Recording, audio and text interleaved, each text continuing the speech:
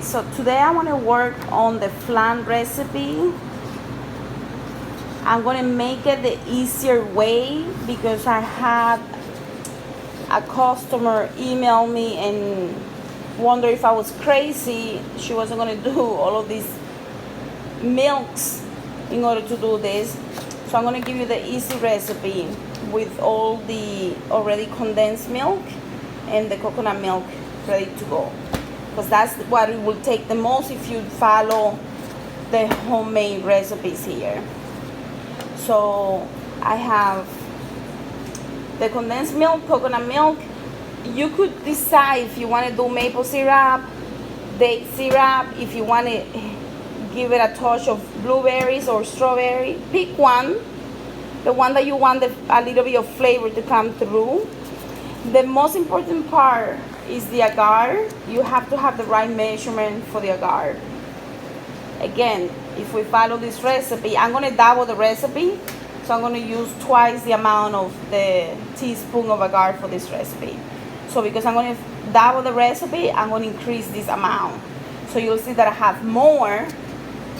But again, it's because I'm doubling the recipe to give to some friends. This is the agar information here. You can find it on Amazon. I think I have the link on the website. It's agar. It's 100% vegan. It's gluten free. Obviously there is no soy in it. We can look at the ingredients. So here you can see. So this is 100% seaweed.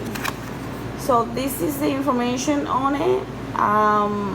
If you never use agar, it's a very good agent to work with if you need to make something like a flan. There's different ways to use it, but the most popular way that I use it at the restaurant is to make the flan. So basically, it's gonna give me like a gelling consistency to make it yellowy, like soft, and it helps bind together everything. That's why it's called, oh, there you go, gelling properties. That's why it's called, that's why I use it, because it's the gelling properties that I need from this in order to make the flan possible this vegan style way. So I think instead of all of these things, I'm just going to try the dates because I love dates. And I'm going to leave the maple syrup and these guys out of the picture. So I'm going to use the condensed milk, coconut milk, agar, and the dates. This already has a lot of sugar, so you don't want to add more sugar unless you really, I don't think you need more sugar. But, taste it as you make it, just so you have, what you're going to get at the end. I'm going to use the measurements for this. I never use them, but for this recipe I have to, because if I screw up one little thing, especially with the agar, I'm not going to get the consistency that I want, and I'm going to have to start over. So let's start. So I have my I'm going to do 24 ounces of coconut milk, and I'm going to add the 2 full condensed milk. I know I said I'm going to follow the recipe 100%, but the most important part is that you follow the agar measurements so you don't mess it up. So let me do that. So here we have the condensed milk and the regular coconut milk. The most important part is that you get to take this and eat it. So delicious. Alright, and next is my agar. Again, I'm gonna do, just want you guys to see this so there is no question about the measurements. This way, half a teaspoon. So I'm going to do 2 of these measurements, 2. And I want to show you exactly how, because I don't want you to overdo it.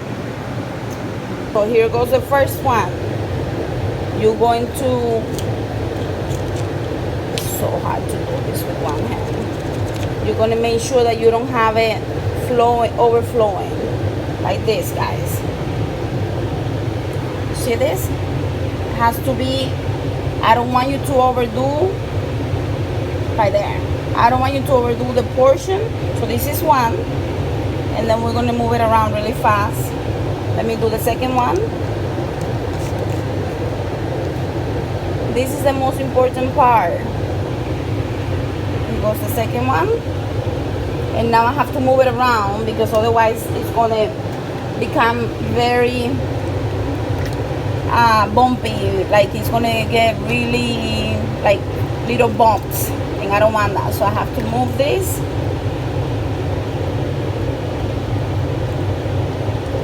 I'm gonna put it at low heat because I don't want to burn this. If I burn it, I have to start from scratch.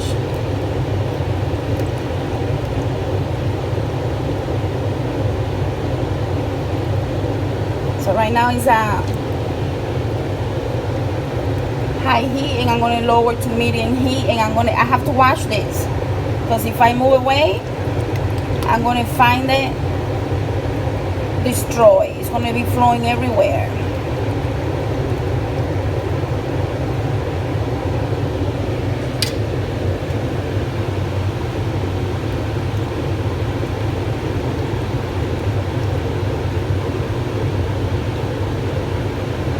I'm gonna let it simmer. Once it simmers, I'm gonna cool it down. I'm gonna let it sit for a few minutes because I'm not gonna transfer to small containers. I'm not gonna ice it, but if you want it transferred to small glass containers, you do have to ice it. Ice it means like cool it in ice bucket, like the container inside on top of ice, so it cools. And you can still move it around before you transfer, so it doesn't become like bumpy. This is really good consistency. Now I'm going to add a little bit of the syrup that I want, and I said that I'm going to use this one right here.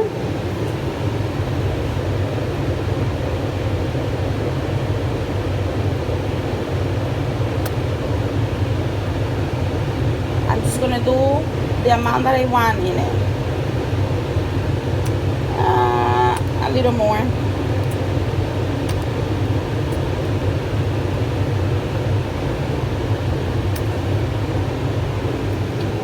And then I'm gonna move it again.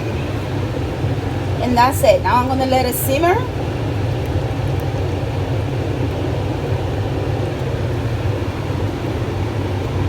The most important part of this recipe is the agar part. You cannot mess up the agar part.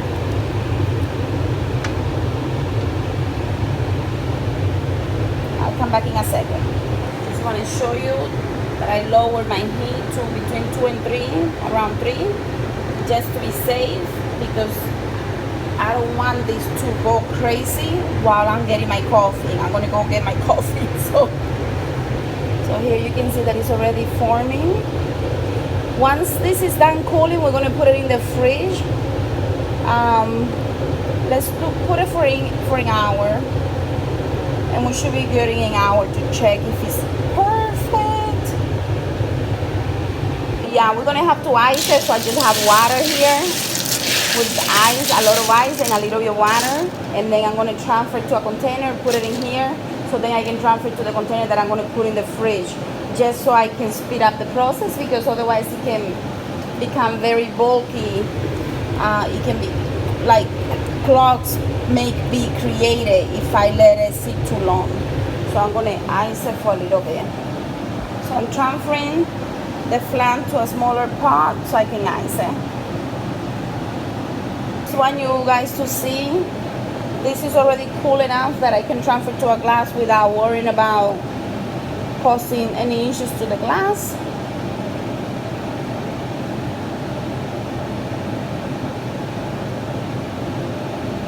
Might need 1 to 2 hours to be ready.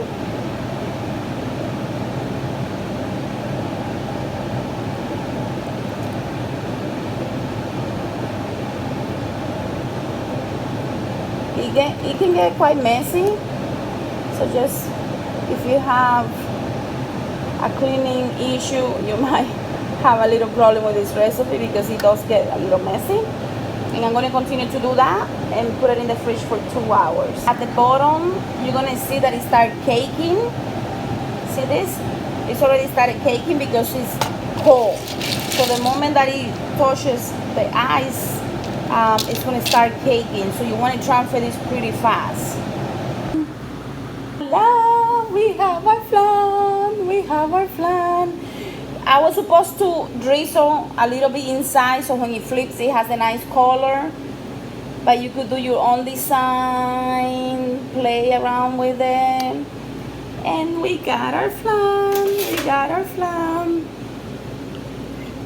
This is beautiful, guys. Look at that. Look at that.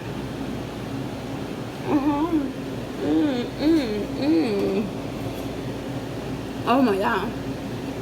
This was my breakfast. It's beautiful. So you could do any design you want. You can put a little bit of coconut or fruit on the top. I was just too excited and I ate it all. Enjoy.